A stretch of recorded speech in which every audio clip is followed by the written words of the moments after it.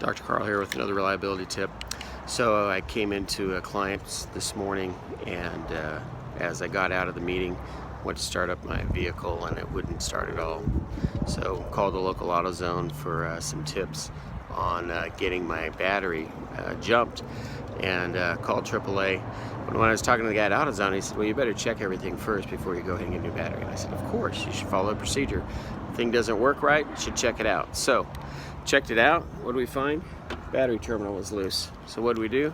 A little wrench, put it on, tighten it up. By the way, one thing when you're using a metal wrench and you're tightening it up there, be careful. I put the cardboard of the box for this wrench right over here, so when I was bringing the wrench over, I didn't cause any grounding issues, which would be a very bad day. But then what did I do? Tightened it up and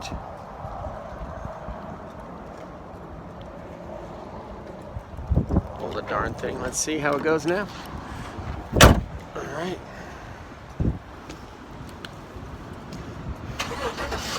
Well, it starts right up. So another reliability tip for you guys. Follow your procedure. Check it out before you just call it bad. Hope you have a great day. Take care.